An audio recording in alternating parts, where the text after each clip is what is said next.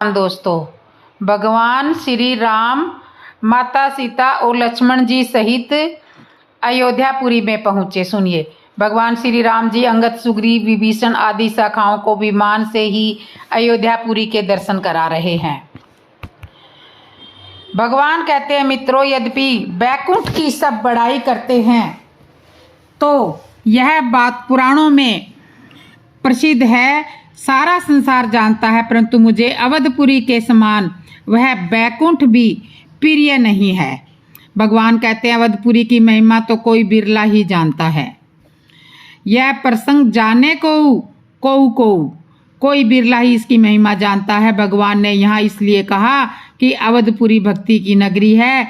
जब यहाँ राम जी का जन्म हुआ था तब 68 करोड़ तीर्थ यहाँ उपस्थित हुए थे। भगवान शिव ने माता पार्वती को अयोध्यापुरी की महिमा का विस्तृत वर्णन किया है, जो पुराणों में वर्णित है। इसलिए भगवान श्री राम जी कहते हैं कि अवधपुरी की महिमा को कोई बिरला ही जानता है। भगवान शंकर ने माता पार्वती को कथा सुनाते हुए कहा था कि अवधपुरी में वास करने वाले जगन्नाथ जी के समान है। अवधपुरी में वास करने वाले जगन्नाथ के समान है। राम जी ने इसलिए अपने सखाओं से कहा है कि मुझे यहाँ के नर नारी अत्यंत प्रिय है। अवधपुरी में साक्षात परब्रह्मा परमात्मा का अवतरण हुआ है, इसलिए यह नगरी कोई साधारण नगरी नहीं है।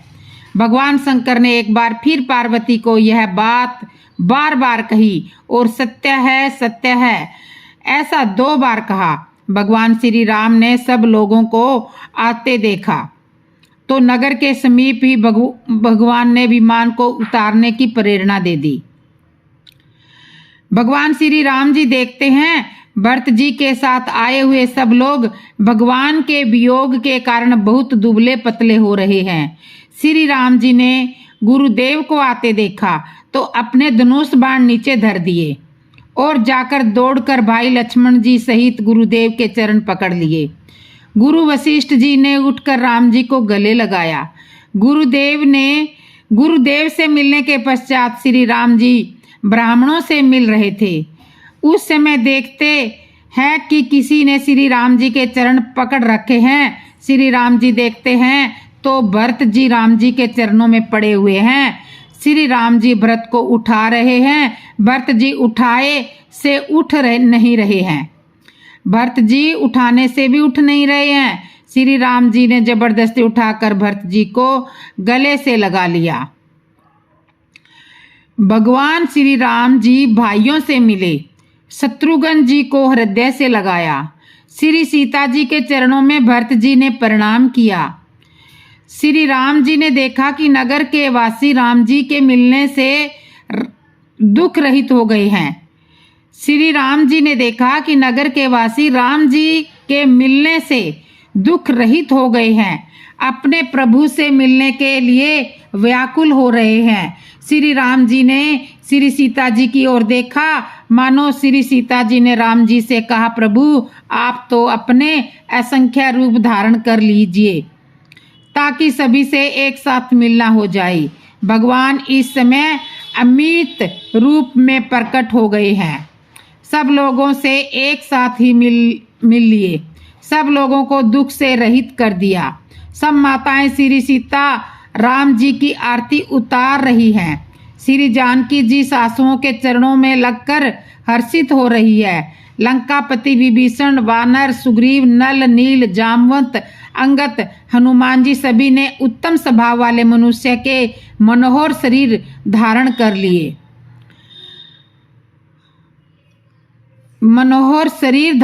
लिए।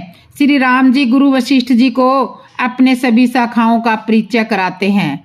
श्री राम जी अपने मित्र शाखाओं से कहते हैं कि यह हमारे गुरुदेव है, इन्हीं की कृपा से मैंने रण में राक्षसों को मारा है। राम जी के स्वागत के लिए अयोध्यापुरी के नर नारी हार फूल लेकर स्वागत के लिए आए थे। जब राम जी और भरत जी का मिलन हुआ, नगरवासी पहचान नहीं पा रहे हैं कि भरत जी कौन से हैं और राम जी कौन से हैं। दोनों भाइयों के रूप में समानता थी, दोनों की जटाएं उलझी हुई थी, नेत्रों में प्रेम आंसू बह रहे थे। अयोध्यापुरी के नर नारी हार फूल लेकर खड़े हैं, वह समझ ही नहीं रहे हैं कि इनमें से राम कौन से हैं और भरत जी कौन से हैं। हार पहनाए किसे? कवि कहते हैं कि लोग तो किसी को खाकर रोते हैं, किंतु राम जी और भरत जी का प्रेम निराला है। लोग तो किसी को खोकर रोते हैं, किंतु राम जी का और भरत जी का प्रेम निराला है। यह एक दूसरे को पाकर रो रहे हैं। माता कैकेयी श्री राम जी से मिलने के लिए बहुत लजा रही है। भगवान शिव माता पार्वती से कहते हैं, हे भवानी, जब राम जी ने यह जान लिया कि कैकेयी माता लजा रही है, तो श्री राम जी सभी अयोध्या वासियों से मिलने के पश्चात सबसे पहले कैकेयी माता के भवन में गए। जब राम जी माता कैकेयी के भवन में गए तो अयोध्यावासी सब कैकेयी माता के भवन के पास ही खड़े रहे। सबके मन में यह संशय था कि माता कैकेयी का कोई भरोसा नहीं है। ऐसा ना हो कि राम जी जैसे ही कैकेयी माता से मिले और कैकेयी माता राम जी से कह दे कि राम अभी तो 2-4 साल के लिए और वन में चले जाओ, तो क्या भरोसा। इसलिए सबके मन में यह संशय था। सब महल के आसपास ही खड़े रहे और जब श्री राम जी कैकेयी से मिलने के पश्चात अपने भवन में गए, तब सब लोग आनंदित हुए कि हाँ, सब अब ठीक है, अब कोई गड़बड़ नहीं है। सब लोग मन में बड़े हर्षित हुए। उसी दिन सब लोग गुरुदेव वशिष्ठ जी के पास गए और जाकर कहा, गुरुदेव, राम जी के राज्य अभिषेक में अब विलंब नहीं होना चाहिए, आज ही राज्य अभिषेक हो जाना चाहिए। गुरुदेव वशिष्ठ जी ने कहा, अभी राम जी 14 वर्ष की वन यात्रा से आए हैं, अभी 1-2 दिन विश्राम कर लेने दो, राज्य अभिषेक फिर कर दिया जाएगा। अब क्या जल्दी है? लोगों ने कहा, नहीं गुरुदेव, बस यही गड़बड़ पिछली बार हुई थी। 1 दिन के लिए राज्य अभिषेक टला तो 14 वर्ष के लिए टल गया। अब और विलंब नहीं होना चाहिए, यह कार्य आज ही होना चाहिए। गुरु वशिष्ठ जी ने सभी को आश्वासन दिया, ठीक है, तैयारियां करो। राम जी के राज्याभिषेक की तैयारियां आरंभ होने लगी। जब वेदों ने भाट बनकर श्री राम जी की स्तुति की, उस टाइम का वृतांत मैं सुना रही हूँ। ये प्रसंग बहुत ही अद्भुत है। सभी श्री राम जी के भक्त इसे जरूर पढ़े और जरूर सुने। जब राम जी का राज्य अभिषेक हो रहा था, तब वेदों ने भाट बनकर राम जी की स्तुति की थी। इसलिए राज्य अभिषेक के समय वेदों द्वारा की गई प्रभु श्री राम जी की स्तुति बहुत फलदायी है। भगवान की कृपा प्राप्त करने के लिए भगवान की आराधना स्तुति करना आवश्यक है। भगवत कृपा केवल मनुष्यों के लिए ही नहीं, वरना देवता, दानव, वेद, ऋषि, मुनि, त्रिलोकी के समस्त जीवों की चाह रही है, क्योंकि यही सुख, शांति एवं सफलता का साधन है। राजा अभिषेक हो जाने पर राजा की स्तुति करने की परंपरा है। जब प्रभु श्री राम जी का राजा अभिषेक हो गया, तब वेदों ने सोचा कि अभी सिंहासन पर बैठे प्रभु श्री राम जी का दर्शन करना चाहिए, किंतु दरबार में इतनी भीड़ है कि राम जी तक पहुंच पाना कठिन है। वेदों को भगवान का भाट कहा जाता है और अतः वेदों ने बंदी भाट भेष धारण कर लिया, क्योंकि भाट का काम राजा का यशोगान करना होता है। अतः अब राजा राम पहुंचने से उन्हें कोई नहीं रोक सकता। अब राजा राम तक पहुंचने से उन्हें कोई नहीं रोक सकता। रामचरितमानस में वर्णन है, भिन्न भिन्न स्तुति करी गए सुर निज निज धाम। वेद जब बंदी भेष में श्री राम दरबार में पधारे, तो प्रभु श्री राम के अलावा अन्य उन्हें कोई पहचान नहीं पाया। प्रभु श्री राम तो सब तरह से ज्ञानी है, उन्होंने वेदों को पहचान लिया और उनका बहुत आदर सत्कार किया। भगवान राम की स्तुति के संबंध में महर्षि वाल्मीकि का कथन है, श्री राम आपका दर्शन और स्तुति अमोद, कभी निष्फल न जाने वाली और अपने लक्ष्य तक पहुंचाने वाली है, तथा पृथ्वी पर आपकी भक्ति करने वाले मनुष्य भी ही होंगे। इसलिए राज्य अभिषेक के समय वेदों द्वारा की गई प्रभु श्री राम की स्तुति बहुत फलदायी है। अपना कल्याण चाहने वाले मनुष्य को इस स्तुति का नित्य पाठ आवश्यक करना चाहिए। प्रभु श्री राम की वेदों द्वारा की गई स्तुति हिंदी अर्थ सहित जय सगुण निर्गुण रूप रूप अनूप सुप सिमोरने अर्थात सद्गुण और निर्गुण रूप, हे अनुपम रूप, लावण्य उक्त, हे राजाओं के शिरोमणि आपकी जय हो।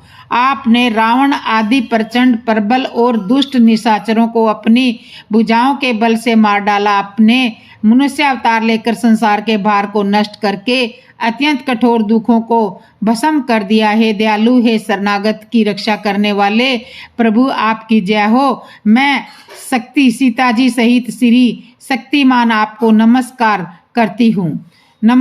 करता हूँ। अर्थात हे हरे, आपकी दुस्तर माया के वशीभूत होने के कारण देवता, राक्षस, नाग, मनुष्य और चर अचर सभी काल कर्म और गुणों से भरे हुए उनके वशीभूत हुए दिन रात अनंत भव आवागमन के मार्ग में भटक रहे हैं। हे नाथ, इनमें से जिनको आपने कृपा करके देख लिया वे माया जनित तीनों प्रकारों के दुखों से छूट गए। हे जन्म मरण के श्रम को काटने में कुशल श्री राम जी, हमारी रक्षा कीजिए। हम आपको नमस्कार करते हैं। अर्थात जिन्होंने झूठे ज्ञान के अभिमान में विशेष रूप से मतवाले होकर जन्म मृत्यु को हरने वाली आपकी भक्ति का आदर नहीं किया, हे हरि, उन्हें देव दुर्लभ पद को पाकर भी हम उस पद से नीचे गिरते देखते हैं। परंतु जो सब आशाओं को छोड़कर आप पर विश्वास करके आपके दास हो रहे हैं, वे केवल आपका नाम ही जप कर बिना ही परिश्रम से भवसागर तर जाते हैं। हे नाथ, ऐसे आपका स्मरण करते हैं। जो चरण शिव जी और ब्रह्मा जी के द्वारा पूज्य है तथा जिन चरणों की कल्याणकारी रज का स्पर्श पाकर गौतम ऋषि की पत्नी अहिल्या तर गई, जिन चरणों के नख से मुनियों द्वारा वंदित त्रिलोक्य को पवित्र करने वाली देव नदी गंगा जी निकली और ध्वजा, ब्रिज, अकुंस और कमल, इन चिन्हों से युक्त जिन चरणों में वन में फिरते समय कांटे चुभ जाने से गड्ढे पड़ गए हैं, वे हे मुकुंद, हे राम, हे रमापति, हम आपके उन्हीं दोनों चरण कमलों को नित्य भजते रहते हैं। वेद शास्त्रों ने कहा है कि जिनका मूल अवयुक्त है, जो अनादि है, जिसके 4 त्वचाएं, 6 तने, 25 शाखाएं और अनेकों पत्ते और बहुत से फूल हैं, जिसमें कड़वे और मीठे 2 प्रकार के फल लगे हैं, जिस पर एक ही बेल है जो उसी से आश्रित रहती है, जिसमें नित्य नए पत्ते और फूल निकलते रहते हैं, ऐसे संसार वृक्ष स्वरूप विश्व रूप में प्रकट आपको हम नमस्कार करते हैं। ब्रह्मा अजमा है, अदत्त है, केवल अनुभव से ही जाना जाता है और मन से परे है। जो इस पर ब्रह्मा का ध्यान करते हैं वे ऐसा कहा करें और जाना करें, किंतु हे नाथ, हम तो नित्य आपका सद्गुण यश ही गाते हैं। हे करुणा के धाम प्रभु, हे सद्गुणों की खान, हे देव, हम यह वर मांगते हैं कि मन, वचन और कर्म से विकारों को त्याग कर आपके चरणों में ही प्रेम करें। वेदों ने सबके देखते यह श्रेष्ठ विनती की, फिर वे अंतर्ध्यान हो गए और ब्रह्मलोक को चले गए। प्रभु श्री राम की वेद स्तुति के पाठ की महिमा मन की चंचलता रोकने के लिए भगवान श्री राम का गुणगान सर्वोपरि उपाय है। श्री राम के गुणगान से ही मनुष्य भक्ति और मुक्ति दोनों को प्राप्त कर लेता है और संसार बंधन से मुक्त होकर परम पद को प्राप्त कर लेता है। मनुष्य के जन्म जन्मांतर के पाप नष्ट हो जाते हैं, उसकी चंचल लक्ष्मी शिथिर हो जाती है, अर्थात लक्ष्मी जी सदा उनके घर में निवास करती है। सभी प्राणी उनके अनुकूल हो जाते हैं, शत्रु मित्र बन जाते हैं। उस मनुष्य के लिए जल स्थल बन जाता है, जलती हुई अग्नि शांत हो जाती है, क्रूर ग्रहों के समस्त उपद्रव शांत हो जाते हैं, मनुष्य की सभी मनोकामनाएं पूर्ण हो जाती है। वह सब का वंदनीय एवं तत्वों को अज्ञाता और भगवत भक्त हो जाता है। भगवत भक्त हो जाता है। श्री तुलसीदास जी का कथन है कि जो जीव भगवान राम का गुणगान नहीं करती वह मेंढक की जीभ के समान होती है। तो आज की कहानी आपको कैसे लगी, अच्छी लगी हो तो कमेंट में ज़रूर बताना। जिसने मेरे चैनल को सब्सक्राइब नहीं किया, सब्सक्राइब करना, लाइक करना, कमेंट करना और बेल आइकन बटन तो ज़रूर दबा लेना। बोलो जय श्री राम दोस्तों, जय श्री राम। श्री राम जी नगरवासियों को क्या उपदेश देते हैं, सुनिए। श्री रामचरितमानस में के उत्तरकांड में गोस्वामी तुलसीदास जी महाराज वर्णन करते हैं कि भगवान सब नगरवासियों और गुरु ब्राह्मणों को उपदेश करते हैं। इस प्रसंग की संत महात्मा बड़ी विस्तृत व्याख्या करते हैं कि जगत में जितनी भी योनियां हैं सब बंधनकारी है, स्वतंत्र कोई नहीं है। जीव अपने स्वभाव, माया, काल और कर्म के बंधन के कारण अन्य अन्य योनियों में जन्म लेता है। माया के कारण यह जीव भटकता रहता है। किसी को उसके कर्मानुसार कुत्ता बना दिया तो बना दिया, तब यह जीवन भर कुत्ता ही रहेगा। किसी को बैल बना दिया तो बना दिया, वह जीवन भर बैल ही रहेगा और कुछ बन ही नहीं सकता। किंतु मनुष्य को इस मनुष्य योनि में मनुष्य बनने की सुविधा है। माया भी भगवान की है और कृपा भी भगवान की है। भगवान की माया से केवल जीव को भगवान की कृपा ही बचा सकती है, अन्यथा कोई नहीं। 84 लाख योनियों के चक्कर लगाने के बाद भगवान की कृपा के कारण उसे मानव देह मिलती है और इस मानव देह के द्वारा संतों का सानिध्य पाकर सत्संग के माध्यम से वह मनुष्य बन सकता है, जबकि यह सुविधा जीव को ये अन्य योनि में नहीं है। यहाँ तक कि देव योनि में भी यह सुविधा नहीं है। देवता केवल भोग सकते हैं। कर्म बंधन से छूटने की स्वतंत्रता देव योनि में भी नहीं है। इसलिए इस मानव देह को श्रेष्ठ योनि माना गया है। मनुष्य जन्म से मनुष्य नहीं होता, उसे संत के स्वरूप उपदेश के द्वारा, सद्गुरु के द्वारा मनुष्य बनने का प्रदान किया जाता है, मनुष्य बनने का अवसर प्रदान किया जाता है। जीवन हमें परमात्मा से मिलता है, किंतु जीवन जीने की कला हमें परमात्मा से ही मिलती है। देवता मनुष्य से भी अधिक सुखी है, श्रेष्ठ है, क्योंकि मनुष्य में है, क्योंकि वो स्वर्ग में है और स्वर्ग का सुख वैसा ही है जैसे कि बड़े बड़े होटलों में सारी सुख सुविधा रहती है। इतनी सुख सुविधा एक साधारण मनुष्य को अपने घर में नहीं मिलती, किंतु घर के सुख और होटल के सुख में अंतर होता है। होटल में मनुष्य रहता तो है और बड़े मौज से रहता है, किंतु अपनी इच्छा से वह कुछ भी नहीं कर पाता। कर्म करने की स्वतंत्रता स्वर्ग में ही नहीं है और न ही कोई सत्संग प्रवचन होता, केवल वहाँ सुखों का भोग है। और एक खास बात है, होटल का सुख तब तक का है जब तक उसकी जेब में पैसा रहता है।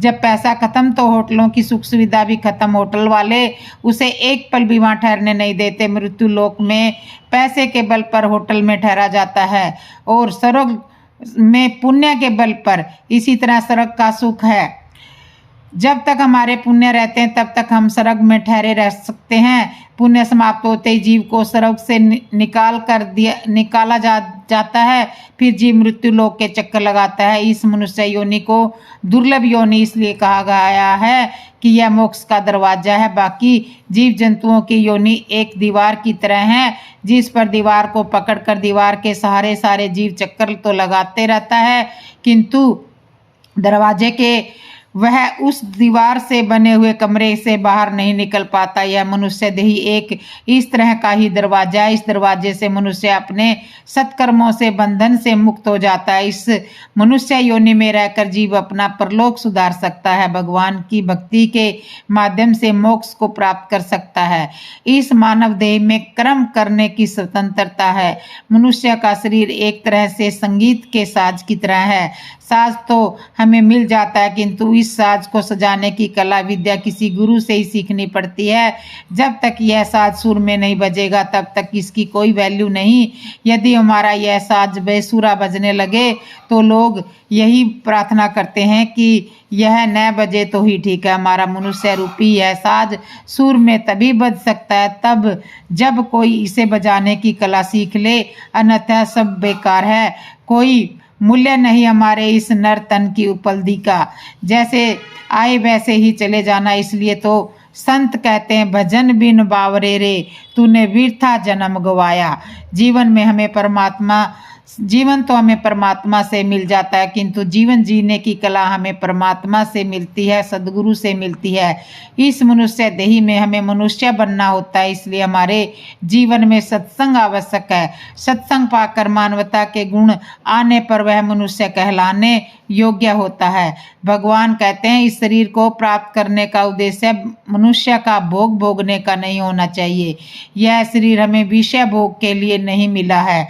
गोस्वामी श्री तुलसीदास जी महाराज लिखते हैं कि सुख तो स्वर्ग में भी बहुत थोड़ा सा है, फिर भी मनुष्य के मन में स्वर्ग के सुख भोगने की लालसा रहती है। अधिकांश मनुष्यों का सद्कर्मों के द्वारा स्वर्ग की प्राप्ति उद्देश्य रहता है, किंतु वह यह नहीं जानता कि मनुष्य वासना के भोग के लिए व्यक्ति अमृत के बदले विष लेना चाह रहा है। यह मनुष्य शरीर भवसागर से तरने के लिए एक जहाज के समान है। क्या कारण है कि कुछ जानने वाले लोग भी इस माया जाल में पड़कर अपने जीवन को सफल नहीं बना पाते। एक संत एक उदाहरण के माध्यम से बताते हैं कि किस तरह काल, कर्म और स्वभाव के कारण भगवान की यह माया जीव को प्रेरित करती है, जिसके कारण वह भटकता रहता है। एक अंधा व्यक्ति कोठरी के अंदर कैद है। वह उस कोठरी से बाहर निकलना चाहता है, किंतु निकल नहीं पाता। बाहर निकलने के लिए वह दरवाजा खोजता है। दीवार के सारे वह उस कोठरी के चारों ओर घूमता रहता है, किंतु बाहर नहीं निकल पाता। तभी एक महात्मा जी आते हैं और पूछते हैं क्या चाहते हो। वह अंधा व्यक्ति कहता है कि मैं इस कोठरी से बाहर निकलना चाहता हूँ, परंतु मुझे दरवाजा नहीं मिल रहा। महात्मा जी ने कहा भाई दरवाजा तो इसमें है, परंतु एक काम करो, दीवार को हाथ लगाते लगाते चलते रहो और जैसे ही दरवाजा आएगा तुम्हें पता चल जाएगा, बाहर निकल जाना, इसमें परेशानी क्या है। ऐसा कहकर महात्मा जी चले गए। महात्मा जी के कहे अनुसार वह अंधा व्यक्ति दीवार को पकड़कर चलता रहा, किंतु बाहर नहीं निकल पाया। शाम को महात्मा जी आए, तब देखा कि वह व्यक्ति उसी कोठरी के अंदर चक्कर लगा रहा है। महात्मा जी ने पूछा तुम बाहर नहीं निकले। वह कहने लगा बाबा मुझे दरवाजा ही नहीं मिला। महात्मा जी कहने लगा चलो मैं दिखाता हूँ तुम्हें दरवाजा क्यों नहीं मिल रहा। तुम जिस तरह दरवाजा तलाश रहे थे उसी तरह अब भी तलाशते रहो, मैं देखता हूँ। वह व्यक्ति फिर दीवार के सारे दीवार को पकड़कर चलने लगा। महात्मा जी ने देखा कि वह अंधा व्यक्ति जैसे ही दरवाजे के पास आता है उसे बड़े जोर से खुजली लगती है और वह चलते चलते ही दीवार छोड़कर अपना सिर खुजाने लगता है और चलता भी रहता है। तब तक दरवाजा निकल जाता है और उसे फिर से दीवार मिलती है। महात्मा जी ने कहा भाई दरवाजा तो तुम्हें मिला था, किंतु तुम दरवाजा मिलते ही अपना सिर खुजाने लगे, तब तक दरवाजा निकल गया, इसलिए तुम यहाँ चक्कर लगा रहे हो। महात्मा जी ने कहा दोनों काम एक साथ नहीं हो सकते, या सिर खुजाना छोड़ दो या चलना छोड़ दो, तभी तुम इस कैद से बाहर निकल सकते हो। महात्मा जी के कहने का सास्य यह है कि अंधा व्यक्ति कोई और नहीं बल्कि हम ही हैं। हम उस अंधे व्यक्ति की भांति अन्य योनियों में भटकते रहते हैं। वह अन्य योनियां दीवार की भांति है, इसमें दरवाजा नहीं है। और जैसे ही हमें यह मानव देह रूपी दरवाजा मिलता है तब हमें भी खुजली लगती है। वासना की खुजली, कामना पूर्ति की खुजली, यश प्रतिष्ठा की खुजली, माया मोह की खुजली। हम दरवाजा मिलते ही खुजाने लगते हैं।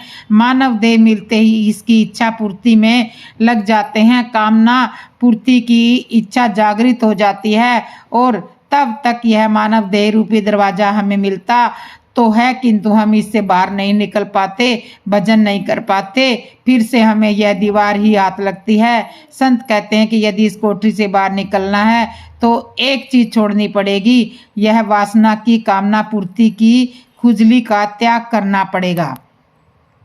वह मानव तन बड़ा दुर्लभ है, यह मोक्ष का द्वार है। इसके मिलने के पश्चात ही यदि हम अपना परलोक नहीं सुधार पाए तो फिर यह जीव कई तरह के दुख पाता है, सिर पटक पटक करके पछताता है और काल, कर्म और ईश्वर पर मिथ्या दोष लगाता है।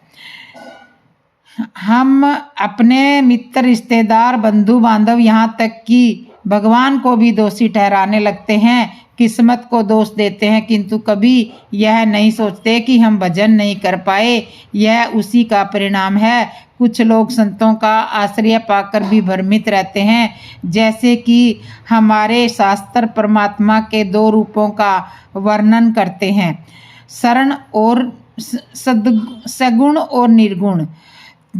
तो इस तरह से 2 रूपों का वर्णन करते हैं। हनुमान जी के बल से रावण की हार हुई, किसी और के वश में नहीं था उसको हराना।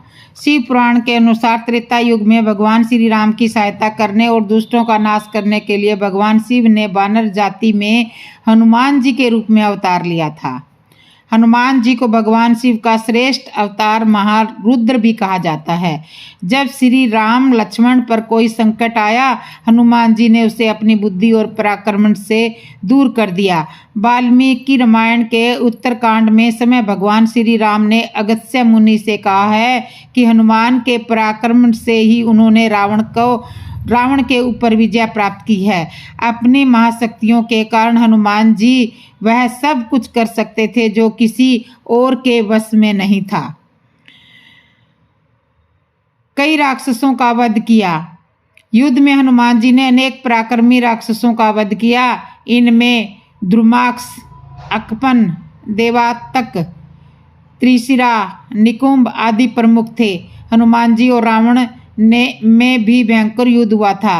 रामायण के अनुसार हनुमान जी का थप्पड़ खाकर रावण उसी तरह कांप उठा जैसे भूकंप आने पर पर्वत हिलने लगते हैं। हनुमान जी के इस पराक्रम को देखकर वहां उपस्थित सभी वानरों में हर्ष छा गया था।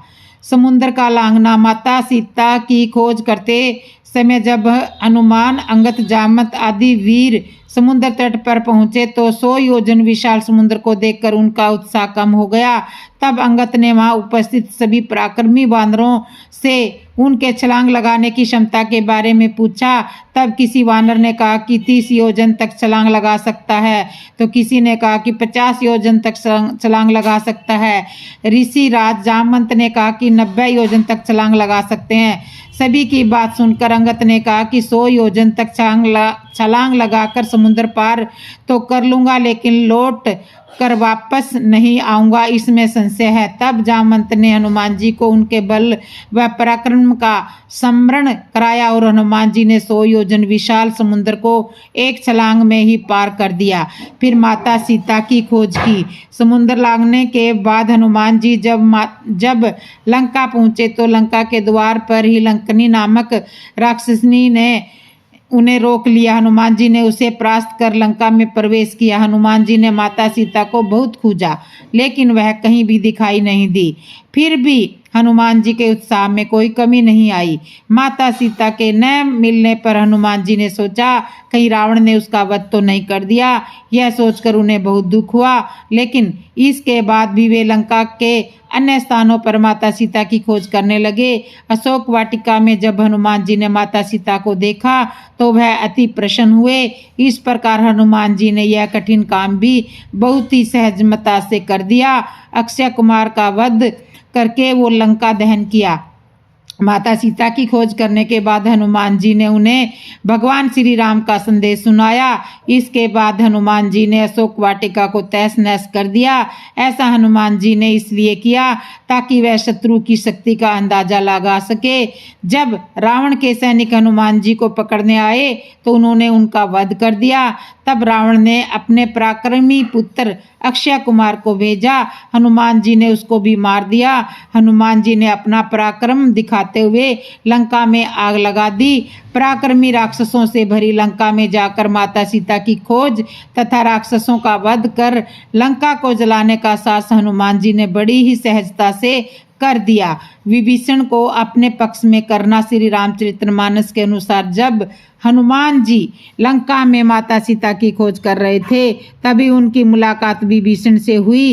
राम भक्त हनुमान को देखकर विभीषण बड़े प्रसन्न हुए और उन्होंने पूछा कि क्या राक्षस जाति का होने के बाद भी श्री राम मुझे अपनी शरण में लेंगे। तब हनुमान जी ने कहा कि भगवान श्री राम अपने सभी भक्तों से प्रेम करते हैं। जब विभीषण रावण को छोड़कर श्री राम की शरण में आए तो सुग्रीव, जामवंत आदि ने कहा कि यह रावण का भाई है, इसलिए इस पर भरोसा नहीं करना चाहिए। उस स्थिति में हनुमान जी ने भी विभीषण का समर्थन किया था। अंत में विभीषण के परामर्श से ही भगवान श्री राम ने रावण का वध किया। राम लक्ष्मण के लिए पहाड़ लाना। वाल्मीकि रामायण के अनुसार युद्ध के दौरान रावण के पुत्र इंद्रजीत ने ब्रह्मास्त्र चलाकर भगवान श्री राम व लक्ष्मण को बेहोश कर दिया। तब ऋषिराज जामवंत ने हनुमान जी से कहा कि तुम शीघ्र ही हिमालय पर्वत पर जाओ, वहां तुम्हें ऋषभ व कैलाश शिखर दिखाई देंगे।